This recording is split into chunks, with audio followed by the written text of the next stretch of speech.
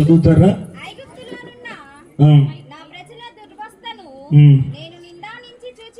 నేను నిదానించి చూచి తిని వారి మూలుగును వింటిని. ఈ మాట అందరూ పరిశీలన చేయడానికి ఇష్టపడండి. వారిని విడిపించుటకు దిగి వచ్చి ఉన్నాను.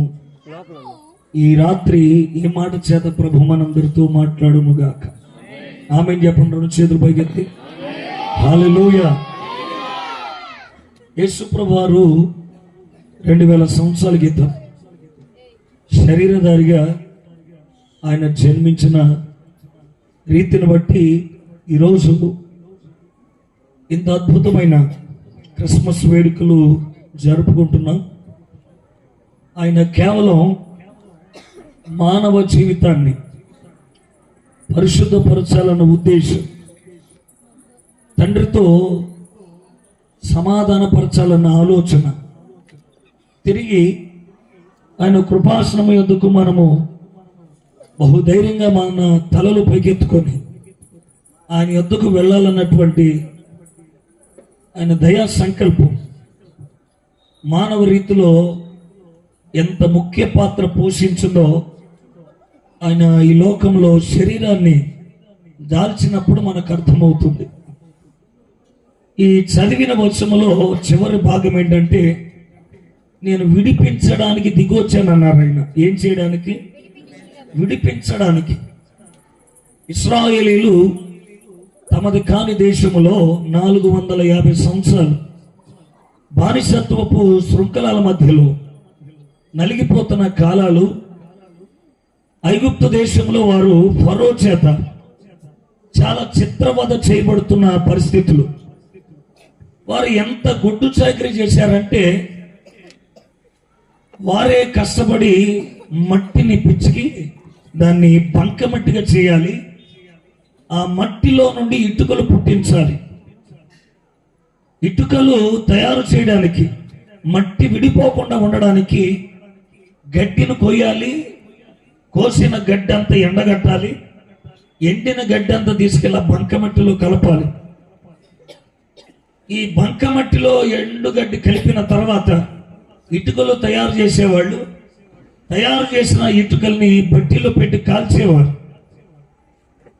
కాల్చిన తర్వాత ఆ కాల్చబడిన ఇటుకలన్నీ మోసుకొని పోయి ఐగుప్తు దేశానికి ఉన్నటువంటి దక్షిణ భాగపు ప్రాంతమైన రామసేతు అనే పట్టణాన్ని కట్టారు.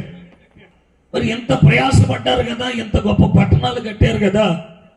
మరి ఇశ్రాయేలీయులకు ఏమన్నా సౌకర్యాలు ఏమైనా ఉన్నాయంటే లేవు. ఫరో వారిని వెట్టి చాకరీ చేయించేవాడు. మరి ఎంత ప్రయాసకు తగ్గ ప్రతిఫలాలు ఫరో ఏమని ఇచ్చేవాడంటే, 450 సంవత్సరాలు వారికి జీతాలు కూడా ఇవ్వలేదు. ఇంత కఠినమైన బానిసత్వంలో వారు ఉన్నారు. 1947వ సంవత్సరంలో మనకు స్వతంత్రం వచ్చింది. భారతదేశంలో ప్రతి పౌరుడు పోరాడాడు, నాయకులతో పాటు, స్వతంత్ర సమరయోధులతో పాటు. ఎందుకంటే ఇది మన నేల, ఇది మన భూమి, ఇది మన మాతృభూమి గనక పోరాడడానికి అధికారం ఉంది, హక్కు ఉంది. కానీ ఇశ్రాయేలుకు మాత్రం హక్కు లేదు. ఎందుకంటే అది వారి దేశం కాదు. ఇశ్రాయేలుకి అసలు దేశమే లేదు. ప్రపంచానికి ప్రతి జనాంగానికి దేశం ఉంది, కానీ ఇశ్రాయేలుకు మాత్రం దేశం లేదు. వాళ్ళకి దేవుడు వారి దేనస్థితిని, వారు వెట్టి చాకరీ చేసుకుంటూ బ్రతుకుతున్న పరిస్థితులన్నిటిని నేను చూచాడు. అందుకనే వారిని విడిపించాలన్న దృక్పథం దేవుడిలో కలిగింది కనుక ఆయన ఇశ్రాయేలు ప్రజల మధ్యలోకి వచ్చి ఫరో మధ్య ఆయన ఎన్నో అద్భుతకరమైన కార్యాలు, 10 తెగుళ్ళ చేత ఫరోకు బుద్ధి చెప్పించి తన ప్రజలను వారి చెర నుండి విడిపించాడు. వారిని విడిపించి పాలు తేనెలు ప్రవహించి దేశానికి వారిని నడిపించాలన్న సదుద్దేశముతోనే వారి మధ్యలోకి దిగొచ్చాడు. అందుకని హోరేబు కొండ మీద మోషేను దేవుడు దర్శించి మాట్లాడారు, నా పిల్లలని విమోచించడానికి, ఆ బానిసత్వపు సంఖ్యల నుండి విడిపించడానికి నేను దిగి రాబోతున్నాను అన్నాడు. మరి ఆ విషయం ఇప్పుడు ఎందుకు ఈ రాత్రి చెప్తున్నారంటే, ఆ రోజు ఐగుప్తు, ఈ రోజు మనకి లోకమే ఒక ఐగుప్తు. ఆ రోజు ఐగుప్తు దేశానికి ఫరో ఎలాగో ఈ లోకమని ఐగుప్తు కూడా అపవాదే ఫరో. ఆ రోజు ఫరో మానవ జీవితాల్లో నెమ్మది లేకుండా, సుఖం అనేది లేకుండా, కడుపు నిండా తినడాలు, నోరార నవ్వే జీవితాలు లేకుండా బానిసత్వంలో నలిపేశాడు 450 సంవత్సరాలు. ఈ రోజు కూడా అపవాది చెరలో మ్రగ్గిపోతున్నాడు. ఇది కనిపించని బానిసత్వం, కనిపించని వ్యక్తి చాకరీ చేస్తున్నాం. అందుకనే మానవుడు తెలియకుండానే ప్రయాసపడుతున్నాడు. ఒంటి నిండా బట్ట ఉండొచ్చేమో కానీ మానవ జీవితంలో కడుపు నిండా ఆహారం ఉంది, కానీ మానవ జీవితాలు అన్ని అంగుల ఆర్భాటాలు ఉన్నాయి. కానీ నేటి దుర్వ్యవస్థ గల కారణాలు ఏంటంటే, మానవ జీవితంలో ఉన్నటువంటి అంతరంగ పురుషుడు ఉన్నాడే, వాడు ఒంటి మీద బట్ట లేకుండా చేశాడు అపవాది. వాక్యం అనే జీవాహారము తిననివ్వకుండా మానవ జీవితాలను, దేవుని యొక్క సత్యాన్ని, ఆయనలో ఉన్న నీతి, ఆయనలో ఉన్నటువంటి దైవత్వపు లక్షణాలను గుర్తించకుండా తనలో బానిసత్వములు ఇమిట్ చేశాడు అపవాది. అందుకని వాడి చెర నుండి మానవ జాతిని విడిపించడానికి 2000 సంవత్సరాల క్రితం శరీరాన్ని ధరించుకొని వచ్చాడు. హల్లెలూయా. ఇది కనిపించని బానిసత్వం.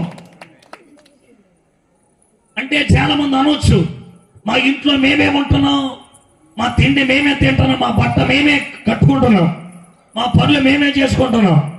ఎవరికి బానిసలం అంటే, నిన్ను చెప్పదలుచుకున్న మాట ఏంటంటే, నేను పై రూపాన్ని గురించి మాట్లాడట్లేదు. నీ అంతరంగ పురుషుడు ఉన్నాడే, వాడు ఈ చీకటి ప్రపంచానికి బానిసగా మార్చబడ్డావు. అందుకనే సత్యాన్ని వినే చెవులు లేవు, దేవుని గురించినటువంటి ఆలోచన మానవుడికి లేదు. చీకటిని ప్రేమించావు, చీకట్లో ఉన్న కార్యకలాపాలకి మెగ్గు చూపాం. దేవుని సత్యాన్ని ఎలా రుచించగలుగుతుంది శరీరం? అందుకనే ఈ బానిసత్వం అనేది ఆత్మకు పట్టింది.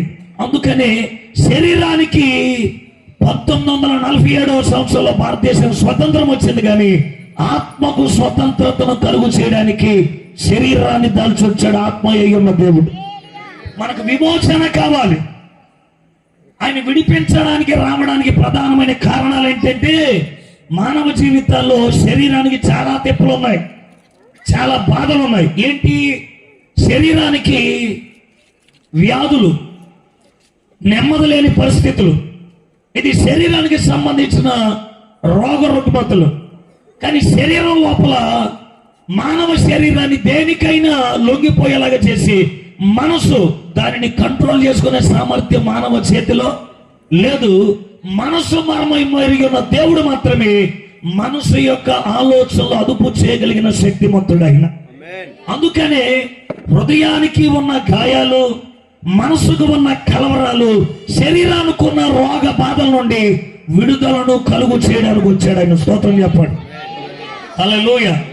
అంటే మానవుడు కాలం వెంబడి కాలం ఎదురు చూచాడు. ఈ సంవత్సరం కాకపోతే మరొక సంవత్సరం జీవితాలు బాగుంటాయేమో, లేదా రానున్న కాలంలో మంచి జరుగుతుందేమో అని. కానీ కాలం వైపు ఎదురు చూచాము, కానీ కాలాన్ని తన వశపరుచుకొని ఉన్న దేవుని వైపు మాత్రం మనము చూడలేకపోయాం. బైబిల్ గ్రంథంలో కొంతమంది ఉన్నారు, 12 సంవత్సరాలుగా ఓవర్ బ్లీడింగ్ అయిపోతున్నాక స్త్రీ కనిపిస్తుంది. ఆమె 12 సంవత్సరాలుగా వ్యాధితో ఉందంటే ఏ వైద్యము ఆమెకు సహకారం అందించలేకపోయింది. బహుశా ఆమె భర్త విడిచిపెట్టి ఉండొచ్చు. ఎందుకంటే ఆ రక్తస్రావంతో 12 సంవత్సరాలు బాధపడుతుంటే ఏ భర్త మాత్రం సహించగలుగుతాడు? ఓవర్ బ్లీడింగ్ లో ఉండొచ్చేటువంటి ఆ స్మెల్ భయంకరంగా ఉంటుంది. అందుకని భర్త విడిచిపెట్టాడు, కనుక్కున్న పిల్లల ప్రక్కన పెట్టాడు. ఆమె ఒక జీవోత్సవం లాగా 12 సంవత్సరాల నుంచి బాధపడుతుంది.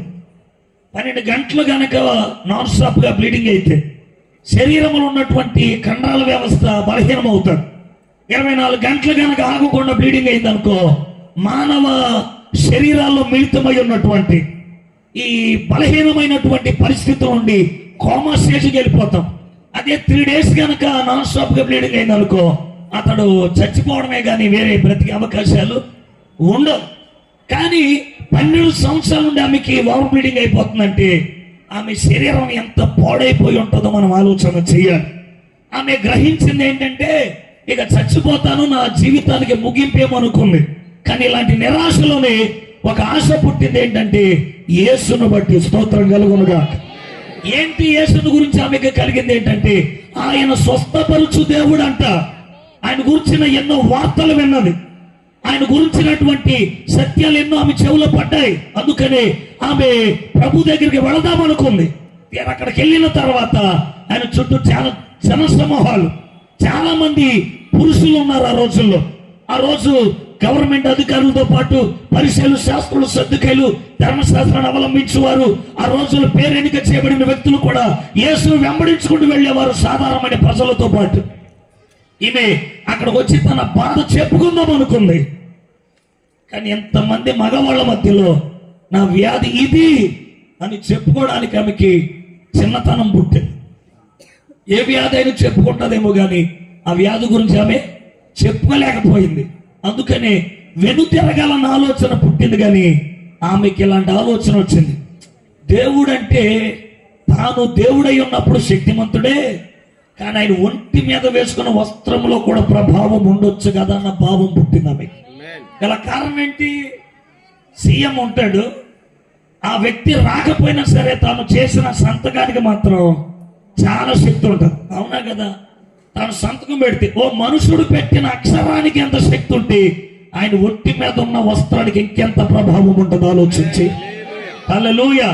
అందుకనే ఆమె ఏం చేసిందంటే బాధ చెప్పుకుంటేనేనా ఆయనలో నిజంగా ప్రభావము లేదా ఆయనలో శక్తి కనుక ఉంటే ఆయన వెనకాల వెళ్ళి ముట్టుకున్నా సరే ప్రభావం నాలో తాగుతుందన్న ఆలోచన వచ్చి అందరిలాగే వచ్చినట్టు వచ్చింది. కానీ తనను దాటి వెళ్ళిపోతున్న తర్వాత ఒంగోని ఆయన వస్త్రాన్ని ముట్టుకుందంతే. ఆమెలో ఉన్నటువంటి రక్తధారంతా కట్టబడిపోయింది. ఆమెలో స్వస్థత కలిగింది. వెంటనే ఆయన ఇలాగ అన్నాడు, ఆగి నన్ను ఎవరో ముట్టుకున్నారు. అక్కడ ఉన్న వాళ్ళంతా సందేహాన్ని వెళ్ళబుచ్చారు. ఏంటంటే ఇంతమంది ప్రజల మధ్యలో ఎవడొకడు నిన్ను ముట్టుకోకుండా ఎలా ఉంటాడంటే, లేదు లేదు, నన్ను అందరూ ముట్టుకున్న రీతి వేరు, నాలో నుండి ప్రభావము వెళ్ళిన రీతి వేరు. స్తోత్రం కలుగునుగాక. ఆయన అర్థం ఏంటో తెలిసి అందరూ ముట్టుకుంటున్నారు, కానీ నాలో ఉన్న ప్రభావాన్ని చూడాలని ముట్టుకున్న విశ్వాసము వేరై ఉంది. అందుకనే ప్రభావాన్ని అనుభవించాలనుకున్న వ్యక్తులను మాత్రమే ఆయన ఆగి దర్శించగలిగిన వాడై ఉన్నాడు. అందరూ వస్తారు కాదన్నో, అందరూ వస్తారు దేవుని మందిరానికి, అందరూ వాక్యాన్ని వింటారు కాదనట్లేదు నేను. కానీ ఆయనలో ఉన్న ప్రభావాన్ని చూచి వారిని మాత్రం ఆయన కనుదృష్టి నిలుపు దేవుడై ఉన్నాడు. హల్లెలూయా. ఆయనలో ఉన్న శక్తి నీకు అర్థమవ్వాలంటే ముట్టుకోవాలి. ఆయనలో ఉన్న ప్రభావాన్ని అనుభవించేంత విశ్వాసం నీలో ఉండాలి.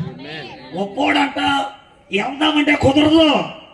ఆయనలో ఉన్న శక్తి ఏంటో, రుచి ఏంటో నువ్వు అనుభవించాలి. దావీదు అన్నాడు, యెహోవా ఉత్తముడని రుచి చూసి తెలుసుకోమన్నాడు. అంతే. అంటే చూస్తే అర్థం అవుతుంది, వింటే అర్థం కాదు. రుచించాలి, అనుభవించాలి. అందుకే చెప్పాడు అక్కడ ఉన్న వాళ్ళందరితో, మీరందరూ ముట్టుకుంటున్నారు, మీ ముట్టుకునే తత్వము వేరు, నాలో ప్రభావాన్ని అనుభవించేటట్లు ముట్టుకున్న ఆ స్పర్శ వేరై ఉంది. అందుకనే నేను ఆగానన్నాడు. ఆమె బయటకు వచ్చింది. నేనే ఏమైందని అడిగాడు. 12 సంవత్సరాలకి ఓవర్ బీడింగ్, రక్తధార కట్టబడింది నీ వస్త్రాన్ని ముట్టుకోగానే.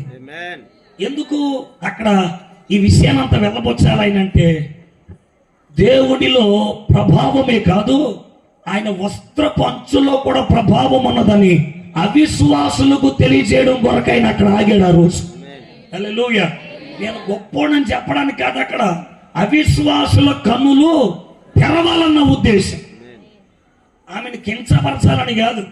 నేను ఎందుకు ఈ మాటలు చెప్తున్నానంటే, ఆయన విడిపిస్తాడు అని తెలుసుకోవడం వేరు, నమ్మడాలు వేరు. ఆయన దేనినైనా విడిపిస్తాడు. 12 సంవత్సరాలుగా ఎదురు చూసిందంటే ఏ కాలము, ఏ సమయాలు, ఏ వైద్యుడు ఆమెకు సరైన సహాయం అందించలేదు. ఈ 12 సంవత్సరాల్లో మీరు అడగొచ్చు, మరి ఆ రోజు స్వస్థత వచ్చింది కదంటే, యేసయ్య వచ్చాడు కాబట్టి స్వస్థత వచ్చింది, లేకపోతే ఆమె కాలం ఇంకా పొడిగించబడేది. కాలము ఎదురు చూస్తే జరగదు, కానీ కాలాన్ని వశపరుచుకుని ఉన్నవాడు నేను ప్రకటించుచున్నవాడు. యేసయ్య భూమి మీదకి వచ్చిన తర్వాత మనుషుడు కాలము కొరకు ఎదురు చూడొద్దని చెప్పాడు. ఎందుకంటే నేనే మీకు అన్ని సరి చేయగలుగుతానన్నాడు. ఎందుకు అన్నాడంటే రేపు గురించి మీరు చింతించాల్సిన అవసరత లేదు.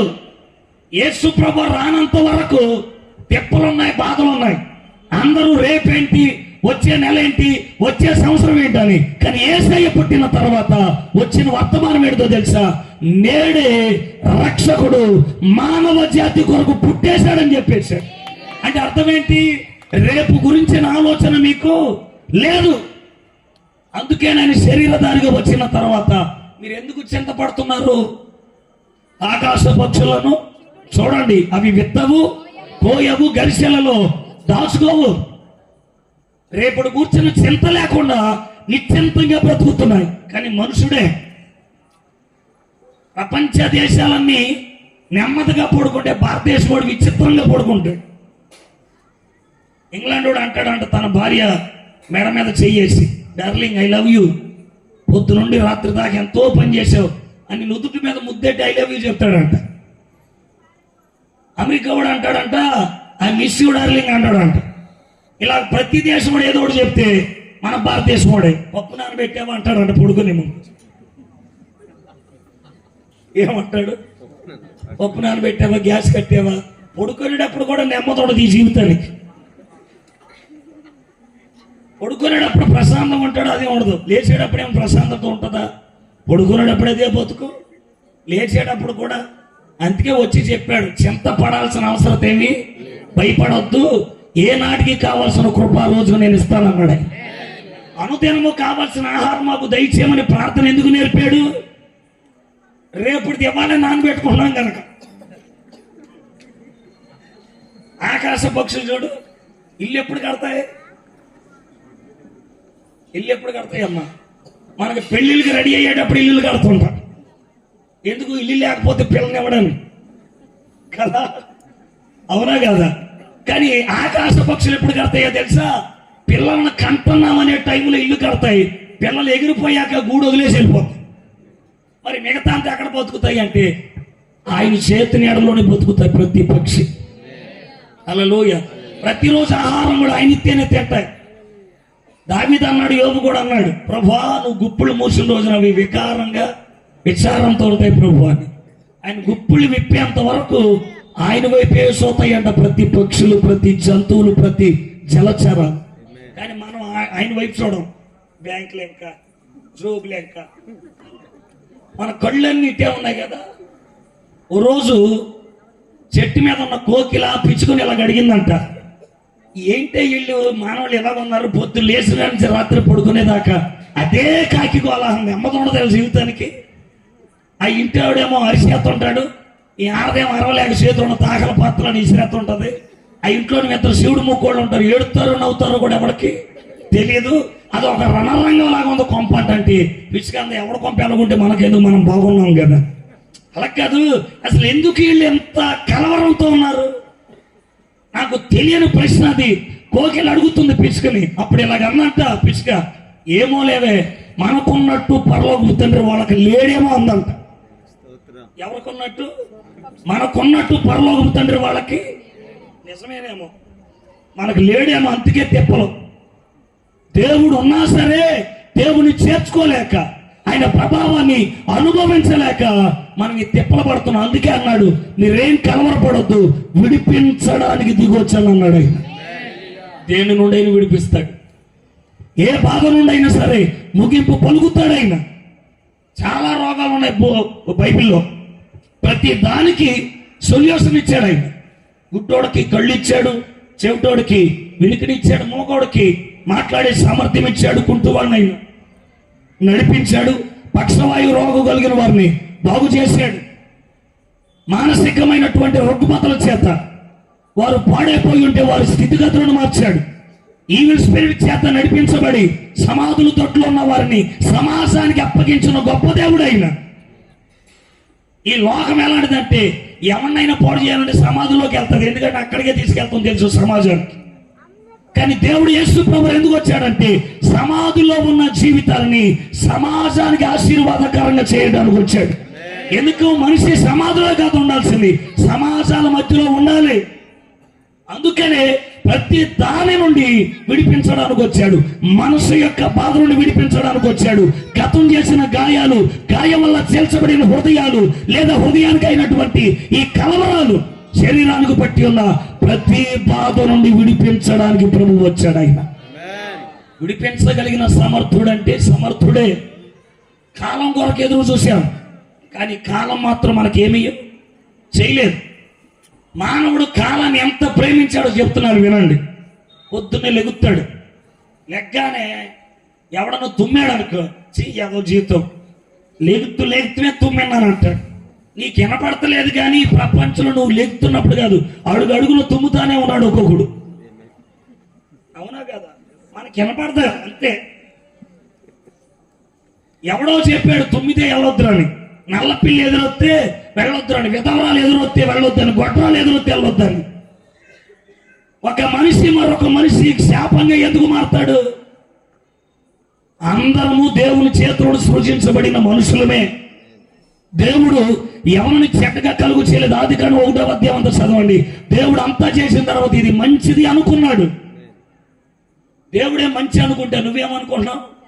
చెడు అనుకుంటున్నావు. ఈరోజు మంగళవారం అంటాడు, ఈ టైం బాగలేదు అంటాడు.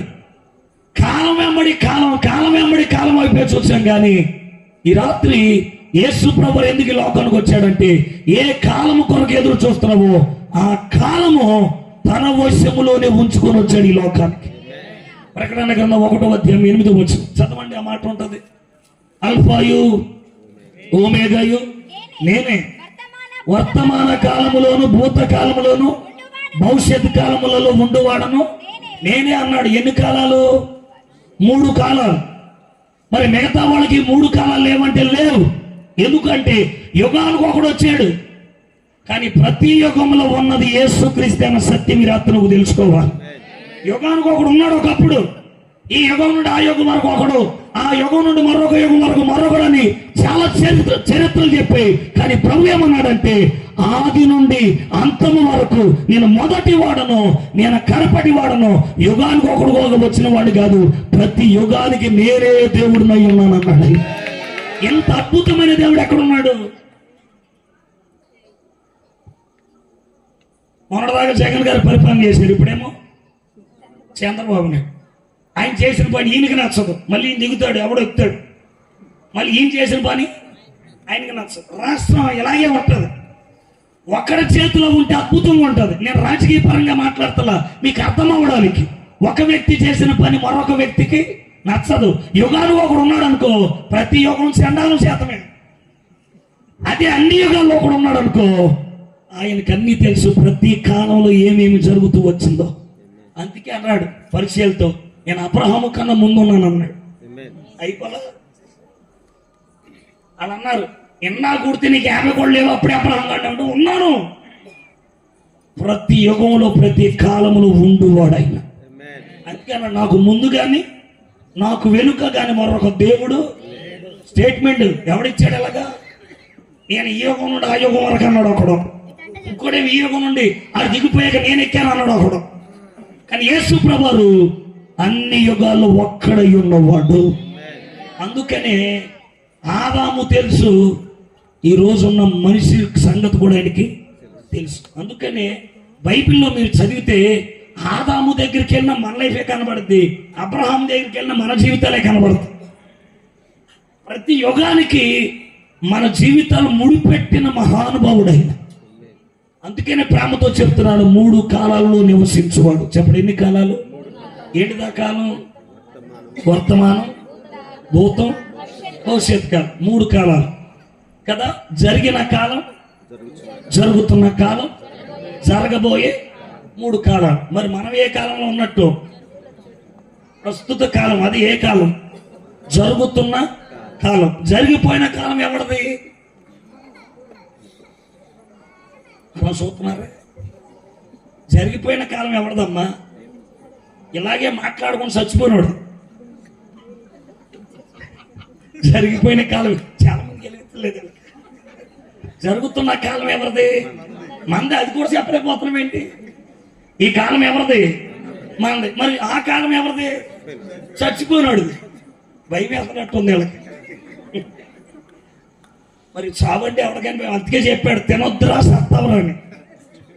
ఆ సాగు యొక్క భయం ఆయనకి తెలుసు కాబట్టి తినొద్దు అన్నాడు. మనం ఎచ్చిపోయి తినేసి, అందుకే ఇంట్లో శవం ఉన్నాక అర్థం అవుతుంది ఏడవలేక. మరణం యొక్క భీతి, దాని తీపి ఎవరికి అర్థం కాలేదు, ఆయనకి అర్థమైంది. చెప్పండి, ఇప్పుడు జరిగిన కాలం ఎవరిది? చచ్చినోడిది. జరుగుతున్న కాలం ఏమో మనది. మరి జరగబోయే కాలం ఎవరిది? పుట్టేవాడిది, మళ్ళీ వచ్చేవాడిది అని అర్థం. అంటే ఎన్ని కాలాలు? అంటే ఉంటే ఈ కాలంలో ఉంటాం, పోతే ఆ కాలంలో ఉంటాం, వస్తే ఒక కాలం. మానవ శరీరాన్ని దాల్చినోడు ఎవడైనా సరే ఒక కాలంలోనే ఉన్నాడు. ఆడు బంగారపు రథాల మీద ఊరేగినోడైనా, బంగారపు కంచంలో మెక్కునోడైనా, కన్యకల చేత కొలువు చేయించుకున్నోడైనా తన కాలం దాకే ఉన్నాడు. పవిత్రాయన స్వాధీన వినాశాయన సద్గుణ అన్నాడు. ఉంటే మంచిగా ఉంటే కాపాడుతాడు, చెడిపోతే నేను ఏం చేయలేదు తోసేస్తాను నరకానికి అన్నాడు. కానీ యేసు ప్రభువు ఏమన్నాడు తెలుసా? జరిగిన కాలం తెలుసు, జరుగుతున్న కాలము తెలుసు, జరగబోయే కాలం కూడా నాకు తెలుసు అని చెప్పిన ఒకే ఒక్క దేవుడు నేను ప్రకటించుచున్న నజరుడైన యేసయ్య ఒక్కడే. హల్లెలూయా. అందుకనే గతాన్ని ప్రస్తుతంగా మార్చేవాడు. ప్రపంచంలో ఏ మతం దగ్గరికైనా వెళ్ళు, ఏ వ్యవస్థ దగ్గరికైనా వెళ్ళు, సార్ గతం ఎలా చేశానో ప్రస్తుత పరిష్కారం ఏంటంటే ఎవరు చేయమన్నాడు అలాంటి పనులు అంటాడు. ఎక్కడికైనా వెళ్ళు, డాక్టర్ దగ్గరికి వెళ్ళు, సార్ ఏర తాగిపోతానంటే మరి తాగాక పోవేంటి, పోవాల్సిందే సావాల్సిందే అని తిడతాడు. ఎందుకు? ట్రీట్మెంట్ చేయడం చేతకాక. నువ్వు ఎక్కడికైనా వెళ్ళు, మాస్టర్ దగ్గర తీసుకెళ్ళేవనుకో, నువ్వు రాసిన అక్షరాలు నువ్వు చదవలేదు అనుకో, ఓరు బాబు నీ అంత మతిమారిపోయి ఎవడో లేడు వెళ్ళిపోరు అంటారు. తామసాల ఏడ్చిన అలాగే అన్నారంట మాస్టర్లు. ఊరు బాబు నీ అంత మతిమారిపోయిన ప్రపంచంలో మేము ఎక్కడ చూడలేదురా అబ్బాయి వెళ్ళిపో. వాళ్ళ అమ్మను పిలిచారు, బాబు తల్లి ప్రపంచంలో ఎవరికైనా విద్య చెప్తాం కానీ నీ కొడుకు మాత్రం చెప్పలేం. ఎందుకంటే రాసిన అక్షరాన్ని 5వ సెకండ్లోనే మర్చిపోతున్నాడు. మేము అరవలేక సత్తన్నాం. ఆడుకున్నంత మెమొరీ లాస్ ఇప్పటిదాకా ఏ స్టూడెంట్లు చూడలేదు. తీసుకెళ్ళిపో మహాతల్లి బలి కొడుకును కన్నావని. తల్లి ఇలాగంది, నీకు నచ్చలేదేమో కానీ నా కొడుకు నాకు బంగారం, నేను పెంచుకుంటానని తీసుకెళ్ళి వాడికి ప్రార్థన నేర్పింది. మతి మరుపును తొలగించి బుద్ధి జ్ఞానాలు సర్వసంపదలకు పుట్టమై ఉన్న ప్రభువును పరిచయం చేసింది.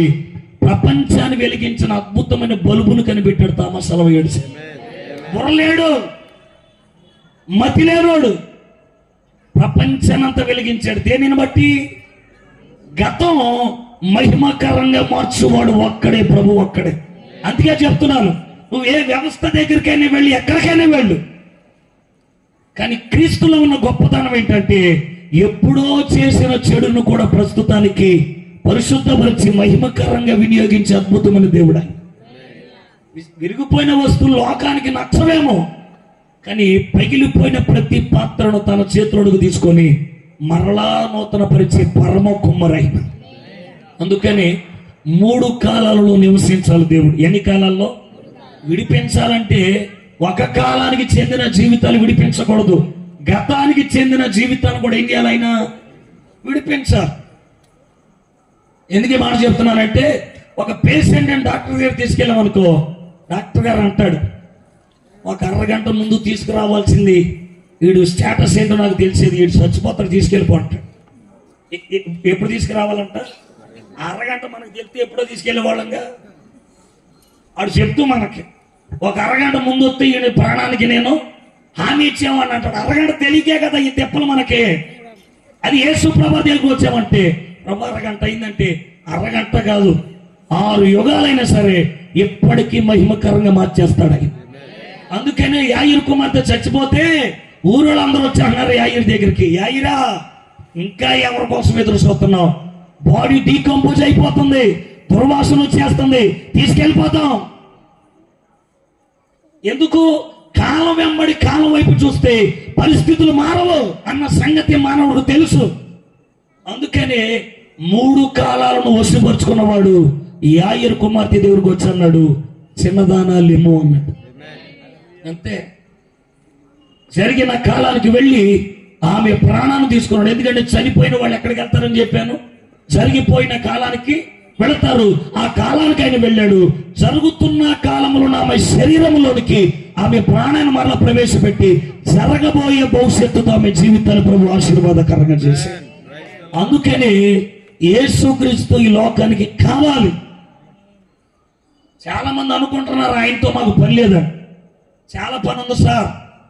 ఆయన అన్ని మనకు అనుకూలపరచు దేవుడు అయి ఉన్నాడు. ఆయన ఆశ్చర్యకరుడుగాను, ఆలోచనకర్తగాను, నిత్యుడగు తండ్రి గాను, బలవంతుడైన దేవుని గాను, సమాధాన అధిపతి గాని లోకానికి వచ్చింది. ఎందుకంటే మనకు కావాలైనా విడిపించాలి.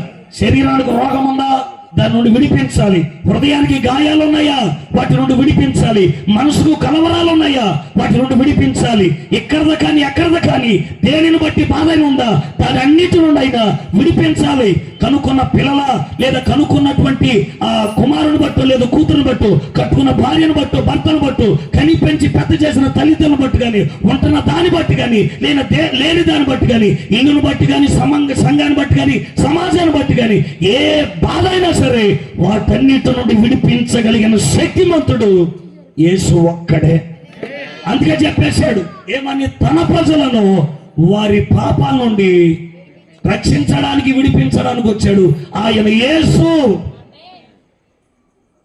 మానవుడు విడిపించబడలేని ఎన్నో ఉన్నాయి. ఏ మతమైనా సరే విడిపించలేకపోయింది. ప్రభుత్వాలు విడిపించలేకపోయాయి, వ్యవస్థలు విడిపించలేకపోయాయి, రాజకీయ నాయకులు విడిపించలేకపోయారు, ప్రపంచాన్ని జయించిన వాళ్ళు కూడా విడిపించలేకపోయారు. మనుషుల చేత దేవుళ్ళు కాకపోయినా దేవుళ్ళుగా పూజించబడిన వాళ్ళు సహితం మరణానికి సలాం చేసి సమాధిలో గులాములైన వాళ్ళే. కానీ యేసు ఒక్కడే కాలానికి ఎదురయ్యేది, మానవ జీవితాలను యుగ యుగాల నుండి విడిపించిన మహానుభావుడే. హల్లెలూయా. ఎప్పుడో వస్తే ఇప్పుడు మా జీవితాలు మార్చేస్తాడంటే, కాలాలన్నీ ఆయన వయసులో ఉన్నప్పుడు దేనినైనా మార్చగలుగుతాడు. ఎప్పటిదాకా కాలపు విలువ నీకు అర్థం కాల. అందుకనే ఆయన విడిపిస్తాడా లేదని సందిగ్ధాలు చాలా మందిలో. ఆయన విడిపించగలిగిన సమర్థుడు. ఎలాగా? మేము కూడా హైందవులమే. నాకు చిన్నప్పుడు అవిడుతాను నా కుడికాయలకి. శ్రీరామనవమి రోజు పుట్టానని అంతర్వేదికి తీసుకెళ్లి రాము అని పేరు పెట్టారు. రిటర్న్ జర్నీలో వచ్చేస్తుంటే చిన్న జ్వరంగా ప్రారంభించబడిన బలహీనత, నా శరీరంలో పెనుమార్పులు ఏర్పడి నా కుడికాలు జబ్బు వచ్చింది. కుడికాలుకున్న ఎవిడితనం ఎడమకాలు కూడా సోకి 2 కాళ్ళు పడిపోయినాడు. హాస్పిటల్ అడ్మిట్ చేసే ట్రీట్మెంట్ జరిగిన ఫలితం నీళ్ళు. 6 నెలల ట్రీట్మెంట్ అనంతరం కుడికాలుకున్న జబ్బు ఎడమకాలు కూడా సోకింది. నడక లేదు, ఎక్కన కొండలే, మొక్కను దేవుళ్ళు లేరు, చేయని పూజలు, దొల్లని మెట్లు ఇవన్నీ చేసి విసిగి వేసారిపోయినాడు. ఎందుకు? గతాన్ని మార్చాలంటే కాలాలన్నీ తన వశమై ఉండాలి. గతాన్ని ఎవడు మార్చలేడు. ఏదో ఎక్కితే ఏదో చేస్తే మానవ జీవితానికి విడుదల వచ్చేస్తండి. ఈ పాటికి ఎప్పుడో వచ్చేయాలి మానవుడికి. కొండలు ఎక్కితే విమోచన వచ్చేస్తుందా? రాదు. నీటిలో మునిగితే విమోచన వస్తుందా? రాదు. తలక్రిందులు తపస్సు చేస్తే విమోచన వస్తుంది. ఎలా వస్తుంది? కొండలెక్కితే మానవుడికి విమోచన దొరికేస్తే నిత్యము కొండలు ఎక్కేవే మేకలు, గొర్రెలు, పశువులే కదా. అవునా కదా? అప్పుడు వాటికే కదా రావాల్సిందే. నీటిలో మునుగునోడికి మానవ జీవితానికి విమోచన దొరికేద్దంటే 24 గంటలు అందులోనే సంసారం చేత ఏంటి అయ్యి చేపలు. అప్పుడు వాటికే కదా రావాల్సింది. తలక్రిందులు తపస్సు చేస్తే మానవుడు దేవుడు చూసేస్తాడంటే నిత్యం 24 గంటల కాళ్ళు పైకెత్తి తలకి కిందకెట్టి అలాంటి గబ్బిలే పొందుకుంటాయి అప్పుడు దైవ దర్శనాలు. వీటి వల్ల మానవుడికి ఏమి జరగదు. అందుకే పౌలు అన్నాడు, రోమిలికి రాశాడు, పితృపార్యపరమైన చర్యలు బట్టి ఎవడు దేవుని మహిమను చూడలేడు. శరీర కార్యాలను బట్టి లేదా వేరే వేరే తతంగాలను బట్టి మానవుడు దేవుని నుండి లేదా దేవుని నుండి మానవుడు ఏవైనా పొందుకుని అనుభవించగలుగుతాడంటే అవ్వదు. అందుకని దేవునికి మనకి సంధి కుదర్చబడాలి. ఆ మధ్యవర్తిగా వచ్చినోడే 2000 సంవత్సరాల క్రితం శరీరాన్ని దంచి. ఆయన రాకపోతే దేవుడు ఏమై ఉన్నాడో మనకు తెలిసేది కాదు. ఆయన ప్రత్యక్షమయ్యాడు సశరీరుడుగా. హల్లెలూయా. విడిపించగలిగిన సమర్థుడు. నడక లేదు, ఎన్నో ఎక్కారు, ఎన్నో చేశారు, ఏమీ జరగల. యేసు ప్రభువును దూషించడమే, కానీ చివరికి ఆయనే మాకు దిక్కయ్యాడు. ఎవరో చెప్తే నాన్న దేవుని మందిరానికి వెళ్ళారు, అక్కడ ప్రభు దర్శించారు, ప్రభు మాట్లాడారు, సేవకులకు పిలిస్తే అన్ని వదులుకొని వచ్చారు. యేసు ప్రభు దగ్గరికి మేము ఎప్పుడైతే వచ్చామో నా 2 కాళ్ళను ప్రభు ముట్టి స్వస్థపరిచారు. నడక కోల్పోయిన బలహీనత నుండి ఎప్పుడో కోల్పోయిన నడకను ప్రస్తుతానికి తెచ్చి ఇవ్వగలిగిన సమర్థుడై. దేవుడు అనేవాడు ఇచ్చేవాడుగా ఉండాలి కానీ తీసుకునేవాడుగా ఉండకూడదు. అందుకే చెప్తున్నాను, విడిపించాలి. విడిపించువాడు దేవుడై ఉన్నాడు. మానవుడు ఎప్పుడు విడిపించలేడు. ఎందుకంటే విడిపిస్తానన్నవాడు కూడా బలహీనుడయ్యాడు, అన్నిటికీ బలహీనుడయ్యాడు. అందుకని విడిపించాలంటే మానవ జీవితానికి యేసే మూల కారకుడై ఉన్నాడు, విడిపించే విమోచకుడు. అసలు మానవుడు శరీరానికి రోగాలు, మనసుకు కలవరాలు, హృదయానికి గాయాలు ఉన్నాయి కదా, వీటన్నిటితో పాటు ఇంకేదని విడిపిస్తాడంటే మానవుడు ప్రధానంగా దేనికి బానిస అంటే పాపానికి బానిసుడై ఉన్నాడు. దేనికి మాట్లాడాలి? పాపానికి. యేసుక్రీస్తు వచ్చింది అందుకే. చాలా మంది అంటారు పాపం దగ్గరకు వచ్చేసరికి ఎవరు ఎండరు, హైందవులు కూడా పాపం అంటే మేము ఒప్పుకోం సార్ అంటారు. ఎందుకంటే పాపం అంటే ఎవరికి మింగుడు పడదు. పాపోహం పాపకర్మ అని వేసిన ఇదే దేశం పాపాన్ని ఎందుకు ఒప్పుకోదో నాకు అర్థం కావట్లేదు. పాపం అందరిలో ఇమిడిపోయి ఉంది. తలంపుల్లో, చూపుల్లో, వినికుల్లో, మాటల్లో, చేతల్లో, నడకల్లో, పడకల్లో, సర్వ శరీరం అంతా కూడా పాప సంబంధమైన రీతి. బైబిల్ చెప్పింది ఏ భేదం లేదు, అందరూ పాపులే, ఒక్కడు కూడా పరిశుద్ధుడు లేడు.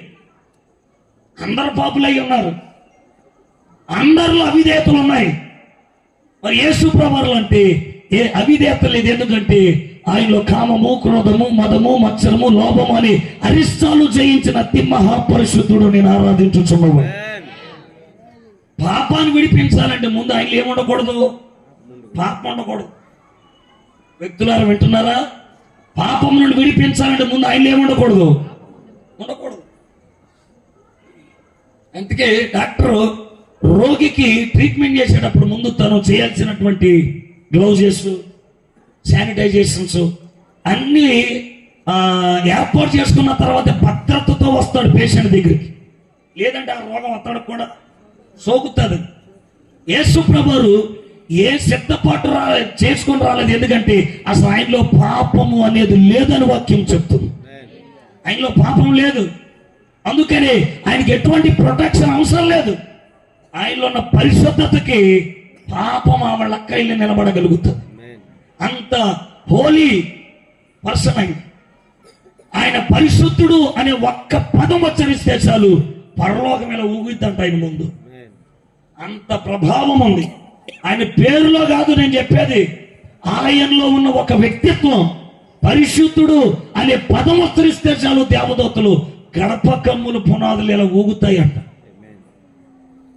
అది రిచ్నెస్ అంటే. నెత్తి మీద కిరీటాలు, మెడ మీద ఆభరణాలు, రథాల మీద త్రిశూలాలు పట్టుకుంటే అది రిచ్నెస్ కాదు. ఆరంభకే దాసు ఒకడు ఉన్నాడు, ఆడే ఎవడు, రాధా మనోహర్. రిచ్నెస్ అంటే దేవుడు రిచ్ గా ఉండాలి కానీ ఒంటి మీద బట్టలు లేకుండా ఉన్నాడు ఏంటి అన్నాడు ఒకడు. అంటే రిచ్ అంటే అర్థం ఏంటి? తల మీద ఏముండాలనే ఉద్దేశం కిరీటం, ఒంటి మీద ఏముండాలి ఆభరణాలు, వస్త్రం కూడా ఎలాగ ఉండాలి పట్టొచ్చుతో, ఆ పట్టంచుతో ఉండాలన్నమాట. రథాలు విల్లును బాణాలతుంటే రిచ్నెస్ అన్నమాట.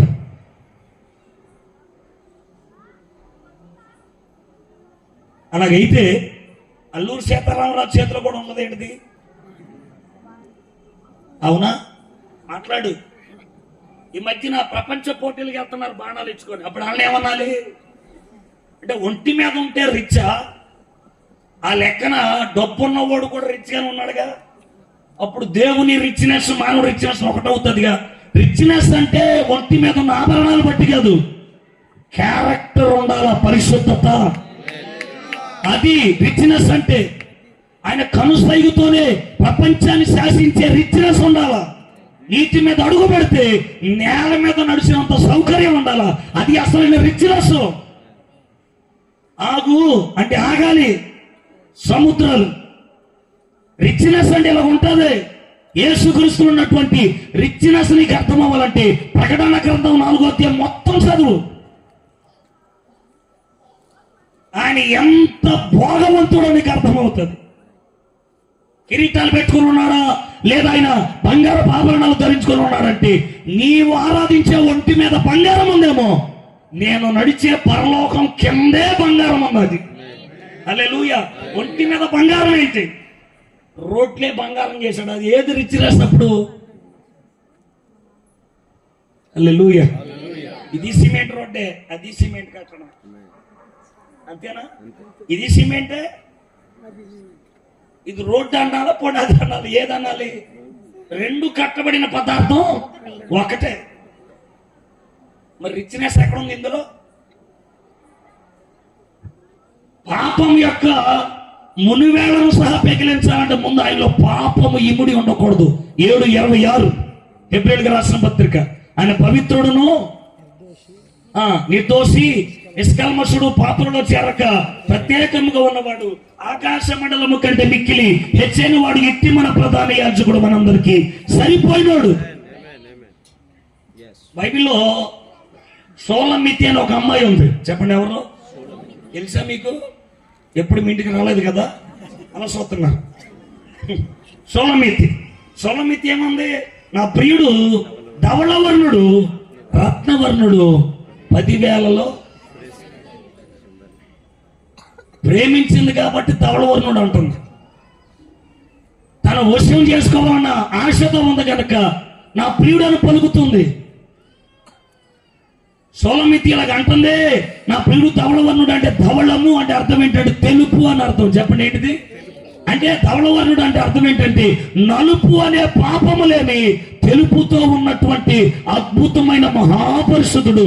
భూమి మీద ఎంతమంది పురుషులు ఉన్నా సరే నా పురుషుని యొక్క జాడ వేరు అంది సోలమితి చెప్పిన మాట.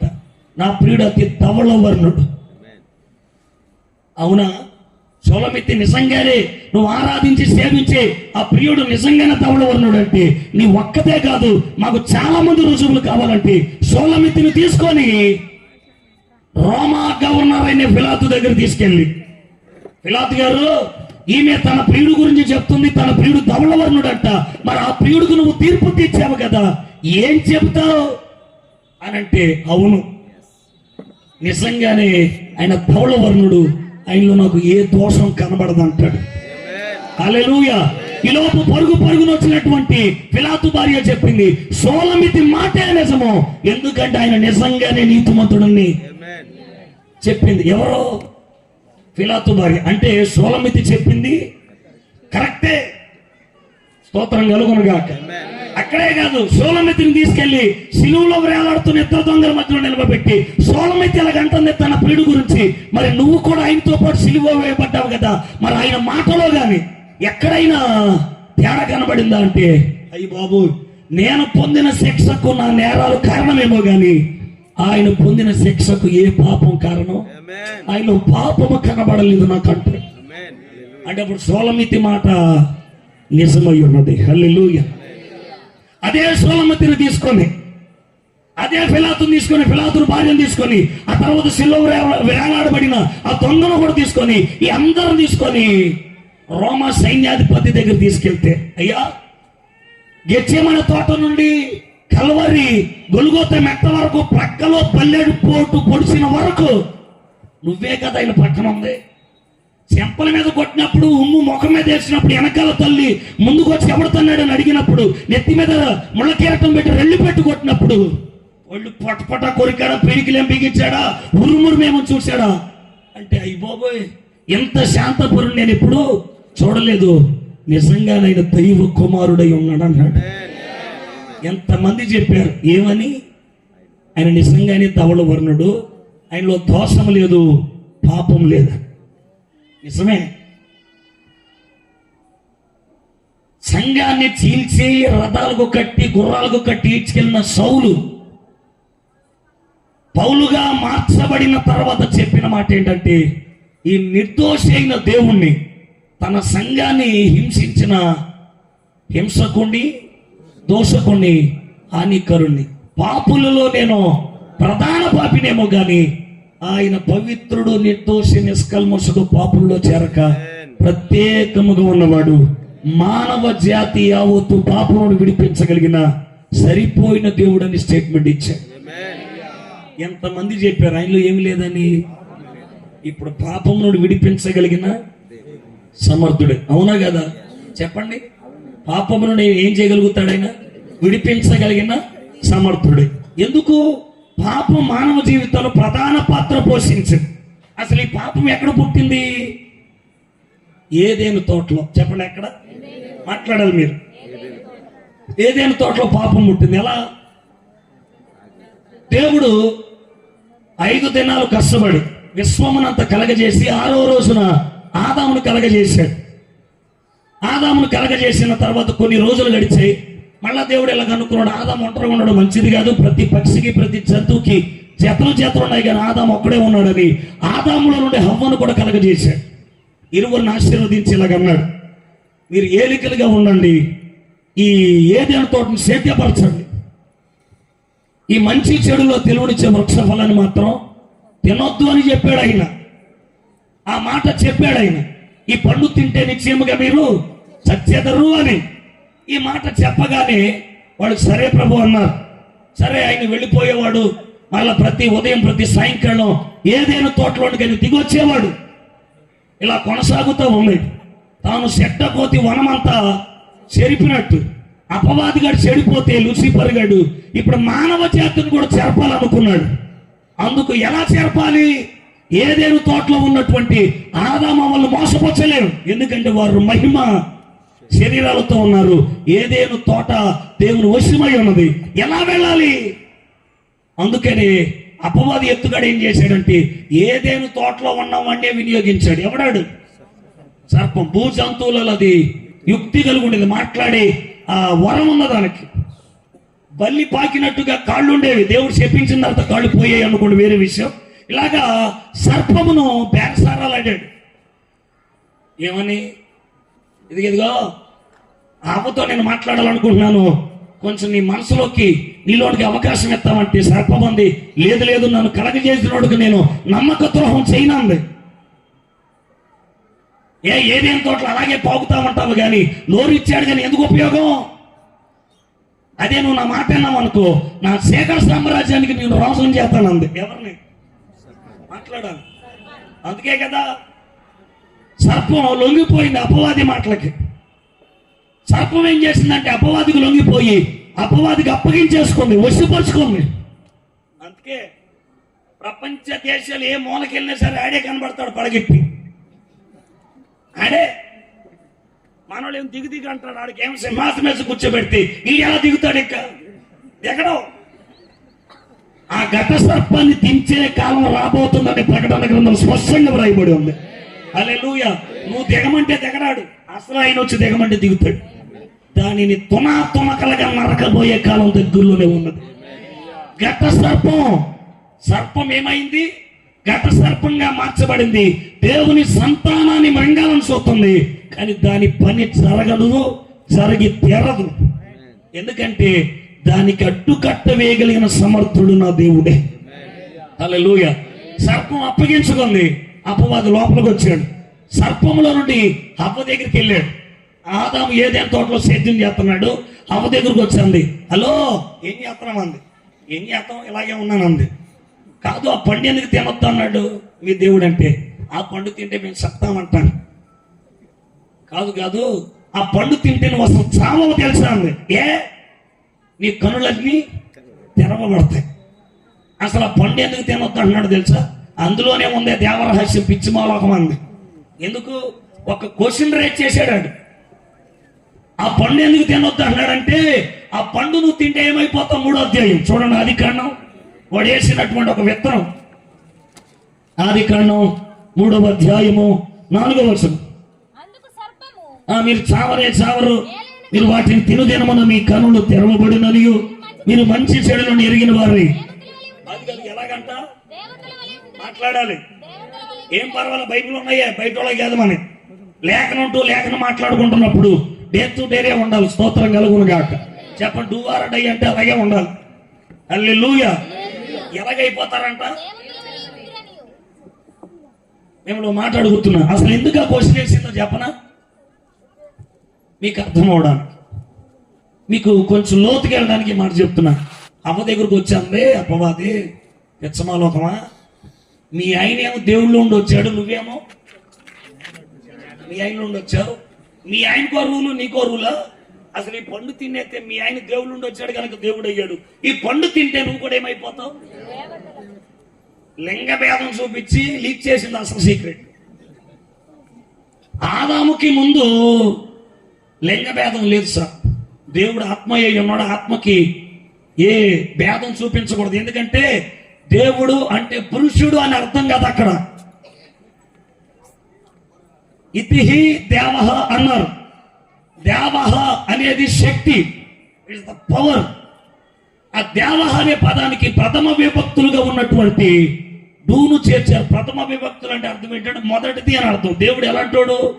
మొదటి వాడు. అందుకని డూ చేర్చారు దేవహకి. అప్పుడు ఏమైంది? దేవుడు. అందుకని దేవుడు అంటే మొదటోడు, మగవాడు ఆడోడని కాదు. అక్కడ మానవ జీవితంలో ఆదామను కలుగు చేసినప్పుడు మాత్రమే ఆదామును పురుషుడు అన్నాడు, అవ్వనేమో శరీరానికి మాత్రమే లింగభేదం ఉంది కానీ ఆత్మకు లేదు. అందుకని అపవాది ఏమన్నాడంటే అవ్వ దగ్గరకు వచ్చి, మీ ఆయన పురుషుడు, నువ్వేం ఆడదానివి. దేవుడు పురుషుడై ఉన్నప్పుడు దేవత కూడా ఉంటుంది, అది తింటేనే నీకు అర్థమైపోతాను. అమ్మగారికి వీక్నెస్ అయ్యే కదా, అంతే. అవునా, ఈ పండులోనే ఉన్న దేవరహస్యం అని తినేసి. ఇక్కడ చాలా మంది ఏమన్నారంటే ఆది కాండములో కలగజేసిన సృష్టి విధానంలో దేవుడు పొరపాటు చేశాడు, ఆ పండు తింటారని తెలిసినప్పుడు చెట్టు ఎందుకు అయ్యాలన్నాడు ఒకడు. ఏంటంట? మరి నీ కోసం ఆయనకు రాదు. మరి నువ్వు పుట్టి మొన్నే, మరి ఆయన ఎప్పుడో ఉన్నాడు. నీకన్నా బుర్ర మేధం ఎక్కువైనా 4 కోళ్ళు 4 మేకలు తిన్నంత మాత్రం అంత జ్ఞానం వచ్చేది, మరి ఆయనకి ఇంకెంత జ్ఞానం ఉండాలి? ఆలోచించే. చెట్టు ఎందుకు ఎట్టాడంట? ఎందుకు ఎట్టాడు చెప్తా నేను. క్రిస్మస్ కాలం ఇలాగే మా మేనమామ అన్నాడు, రే కేరళ జరుగుతున్నాయి కదా, ఇల్లు సరిపోతూ వాక్యంలో పెడదాం, 2 లైట్లు లాగుదామని అన్నాడు ఇంట్లో నుండి. అప్పుడు నా వయసు 12-13 ఉంటుంది. సరే మామ అన్నాను. 2 వాళ్ళల్లో 2 ప్లగ్లో 2 బల్బులు తెచ్చాం. వైర్లన్నీ తెచ్చి స్క్రూస్ అని సెట్ చేసాం. అంత అయిపోయిన తర్వాత మా మామి అన్నాడు, వాళ్ళ చేతులు పట్టుకో, లోపలికి వెళ్ళి బల్బుతో పాటు వైర్లు ఎట్టొస్తాను, ఏలెట్టొస్తా అన్నాడు. ఆ రోజు ఆదాంకి ఏం చెప్పాడు మా మామ? నాకు అదే చెప్పాడు. చెప్తాను, సెట్ ఎందుకు వేసాడంటే ప్లగ్ ఎందుకు ఎట్టామని అన్నట్టు ఇప్పుడు. హల్లెలూయా. మా మామ వెళ్ళిపోయిన తర్వాత నాకు డౌట్ వచ్చింది. ఇప్పుడు దాకా ఏళ్ళెట్టినప్పుడు లేని ఇప్పుడు ఏళ్ళెడితే ఏమవుతుంది అనుకున్నాను. మన బుద్ధులు అలాంటి. మరి ఏం చేస్తాం? ఏది చూడొద్దు అంటామో అదే చూసే రకం, ఏది చెయ్యొద్దు అంటామో అదే చేస్తాం. నానంటాడే ఆ గదిలోకి ఎందుకు వెళ్తున్నావు అంటే, నాన్న వెళ్ళిపోయి కిటికీ నుంచి వస్తాడు ఏముందని. మనం నైజం. ఆదాము కూడా అదే వేసాడు చెట్టు. నా మాట వింటాడలేదు. మా మామ వెళ్ళిపోయాక అనుకున్నాను, ఎవరు లేడుగా ఏమవుతుందో చూద్దామని వెళ్ళెట్టే. శివరంజని రాగం తెలుసుగా. ఎందుకు ఈ మాట చెప్తున్నానంటే మన బుద్ధులు అలాంటివి. చెట్టు ఎందుకు వేసాడు బైబిల్లో ఉన్న సార్ ఆన్సర్. ద్వితీయోపదేశకాండం 8వ అధ్యాయం 2వ వచనం చదువు. ఆది కాండం 3వ అధ్యాయం దాకే ఆగిపోయాడు భక్తుడు. ద్వితీయోపదేశకాండం 8వ అధ్యాయం 2వ వచనం చదివితే చెట్టు ఎందుకు వేసాడు అక్కడ కనబడుతుంది వాక్యం. చూడండి. మరియు నీవు ఆయన ఆజ్ఞను గైకొందువో లేదో నిన్ను శోధించి నీ హృదయములో ఉన్నది తెలుసుకోవడానికి సెట్ వేసాడు. విన్నారా? ఎందుకు వేసాడు? మాట్లాడాలా? నీ హృదయంలో ఉన్నది తెలుసుకోవడానికి ఏం వేశాడు? సెట్ వేసాడు. ఉద్యోగం ఇస్తారు గవర్నమెంట్, 9ంటికే రావాలంటారు. నేను 12ంటికి వస్తానన్నది అనుకో, కుదరదు. చదువు చెప్పు సార్ అంటే 9ంటికి రారా, ఎప్పుడు పడితే అప్పుడు వస్తే చెప్పనంటాడు. ఎందుకు? రూల్ అది. నువ్వు ఏ వ్యవస్థ దగ్గరికి వెళ్ళి రూలే ఉంటది. ఆ రూలును అధిగమించకూడదు, అది ఆజ్ఞ. దేవుడు కూడా అన్ని తినమన్నాడు, స్వేచ్ఛనిచ్చాడు, స్వతంత్రతనిచ్చాడు. కానీ ఒక చిన్న టాస్క్ పెట్టాడు, అది పరీక్ష. ఆ పండు జోలికి వెళ్ళకుండా ఉంటేనే ఉత్తమం. ఇన్ని చెట్లు వేసాము, ఆ చెట్టు దగ్గరికి వెళ్ళాం. అర్థమవుతుందా? మనకు అదే బుద్ధి కదా. మనం పాపం చేయడానికి అన్ని చూద్దాం, కానీ నిజం దగ్గరికి మాత్రం రాము. అందరూ కొలిసే యేసుప్రభువుని కొలవడరంటే ఆయన మన దేవుడు కదిలే అంటాడు. మనకు అన్ని చెట్లు తిన్నాక ఇంకో చెట్టు ప్రత్యేకంగా ఉన్నప్పుడు అది తినాలనిపించదు. అసలు ఏదెత్తడమే తెలుసు, మనకి తిట్టడమే తెలుసు. అది మన నైజాలు. ఆదాము ఆ రోజు హవ్వలు అదే చేశారు, దేవుని మాటను ధిక్కరించారు.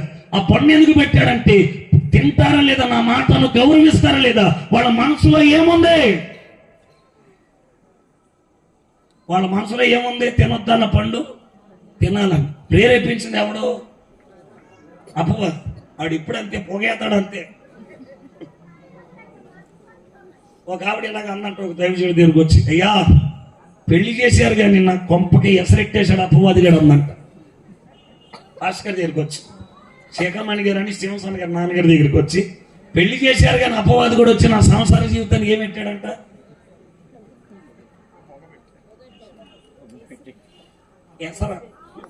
ఎసరంటే తెలుసుగా. ఆయన అన్నాడంట, ఎసరెట్టడానికి పొయ్యి ఎందుకు చూపించామమ్మ, అగ్గిపుల్లు ఎందుకు ఇచ్చేవాడికి అన్నాడంట. లాజికే కదా అది, అవునా? పొయ్యి చూపించకుండా అగ్గిపుల్లు లేకుండా ఎసరెవడెడతాడు అంటే దారి చూపించింది ఎవరు? మనమే. ఆడు చెప్పే సోదంతా ఇంటే మరి డైవర్ట్ చేయడా? ఖచ్చితంగా చేస్తాడు. అందుకనే వాక్యం చెప్తాం, దుష్టుల ఆలోచన చెప్పున నడవద్దురా, పాపుల మార్గాన్ని నిలవద్దురా, అపహాసకులు కూర్చుంటే చోట కూర్చోకు. దేవుని లేఖనాలతో దేవారాత్రులు సహవాసం చేస్తే నువ్వు వర్తిల్లగలుగుతావు, నువ్వు ధన్యుడని లేఖనం ఎందుకు చెప్తుంది? అందుకే చెడులో ఏ ఎట్టనంత వరకే బాగుంటది, ఎట్టాక వాసన బాగా వస్తుంది. వాడు మాటలు వింటే అది ఆ గొప్పు, ఆ దుర్గంధాలు మనలోనికి చొరబడతాయి. అపవాది మాట విన్నది వినేసి తినొద్దన్న పండు తినేసి ఏదేం తోటలో పని ముగించుకుని అయ్యగారు వచ్చాడు. వచ్చేలోపు అమ్మగారి చేతులు పండు సగం తినేసి ఉంది. నెత్తునూరు బాదుకున్నాడు, అయ్యి బాబోయ్ ఎంత పని చేసేసావు, దేవుడు ఏదైతే చేయొద్దన్నాడు నువ్వు అది చేసేసావు. ఆదాము ఆలోచించాడు, ఇప్పుడు నా భార్య ఆజ్ఞను అతిక్రమించింది, ఆజ్ఞ అతిక్రమమే పాపం, పాపంలో వచ్చిన జీతం మరణము. కనుక ఇప్పుడు నా భార్య ఎక్కడికి వెళ్ళిపోద్ది? మరణం. ఏ మరణం? పాతాళమే మరణం. 2 మరణాలు ఉన్నాయి మానవ జీవితానికి. ఒకటేమో శరీరానికి సంబంధించిన మరణం, రెండవదేమో ఆత్మకు సంబంధించిన మరణం. అది నిత్య నరకం. మొదటి పాపం చేసిన లూసిఫర్ని ఎక్కడితో చేశాడు ఆయన? నరకంలోకి. ఇప్పుడు రెండో పొరపాటు చేసింది ఎవరు? హవ్వనే. ఇప్పుడు ఆమెకు కూడా గతి ఎక్కడికి? పాతాళానికి. అందుకే ఆదాము ఇలాగ ఆలోచించాడు, నా భార్యను ఏదో విధంగా కాపాడాలి. ఎందుకు? నులువెచ్చని స్థితి దేవుడికి నచ్చదు. ఉంటే వెచ్చగా ఉండాలి లేదా చల్లగా ఉండాలి. పండు తినేసిన అభయం పాపిగా ఉంది, పండు తినకుండా ఆదాము పరిశుద్ధంగా ఉన్నాడు. ఇప్పుడు ఏ దేవుని తోటలోనికి దేవుడు దిగి వచ్చే సమయమైంది. నా భార్యను దేవునికి అప్పగిస్తే తీసుకెళ్ళి నరకంలో పారేస్తాడు. ఆదాముకి ఆ లూసిఫర్కి ఏ శిక్ష పడిందో నా భార్యకి కూడా అదే శిక్ష. ఇక ఆమెకు విమోచన ఉండదు. ఆయన పోయింది, ఇంకో ఎముకుంది, దాంట్లోంచి ఇంకో దాని తీత. కానీ నా భార్యకు మాత్రం విమోచన ఉండదు. అపవాదికి విమోచన లేనట్టు నా భార్యకు కూడా ఇప్పుడు విమోచన ఉండదు. కేకలేస్తుండదు, నేను ఏదేం తోటలో ఉండాలి, ఇలా కాదనుకున్నాడు. అందుకని హవ్వను కాపాడాలనడానికి ముందుకు తెగించి పాపం చేయడానికి ఉరకలేసాడు ఆదాము. చాలా మంది అంటారు, ఆదాముకి ఎంత బుర్ర ఉందా అన్నాడు ఒక ఆయన. మరి ఆదాము నుండి వచ్చిన నువ్వేం శాస్త్రవేత్తం అయిపోయావు? శాస్త్రవేత్తం అయిపోయా కానీ ఆయన ఎందుకు తెంగరోడు అవుతాడు? బాబు ఆదాం తెంగరోడు, నువ్వే పెద్ద బలాఢ్యుడు కదా, నాకు ఆవలిస్తే పేగులు కూడా లెక్కేస్తాడు. మరి ఆయన ఆయన నుండి వచ్చిన మనం ఎంత జ్ఞానవంతులం అయితే ఆదాము దేవుళ్ళు నుండి వచ్చాడు, అప్పుడు ఇంకెంత తత్వవేత్త అయి ఉండాలి. ఆదాముకి మనకి తేడా ఏంటిదో చెప్తున్నాను నేనంటే, మన కడుపును పుట్టిన పిల్లలకి పేరు ఎట్టున్నారంటే మా తాత పేరు పెడదామా, మా అమ్మోళ్ళ అమ్మ పేరు పెడదామా, ఇలాగే కొట్టుకున్నారంట పెళ్ళైన దంపతులు. కొడుకు పుట్టిన తర్వాత మా నాన్న పేరు పెడతామంటే మా నాన్న తక్కువడా, మా నాన్న పేరు పెడదామన్నారంట. ఇక్కడే కదా పేర్లు కడే వస్తే గొడవలు, పంచాయతీ జరిగింది. ఒక ఆయన అన్నాడంట, ఒరే ఇద్దరు పేర్లు కలిపి ఒకటికి ఎడుతున్నాను, నీ నాన్న నానేనా, నా నానే కాదు కలిపి నాని అని ఎక్కాడు. అన్నారా, నా నాన్న నీ నాన్న నాని అంటే అందులో నాన్న పేర్లు అలా వస్తాయి. మనకి పేరు ఎలాగెత్తాలో కూడా తెలియదు మనకి.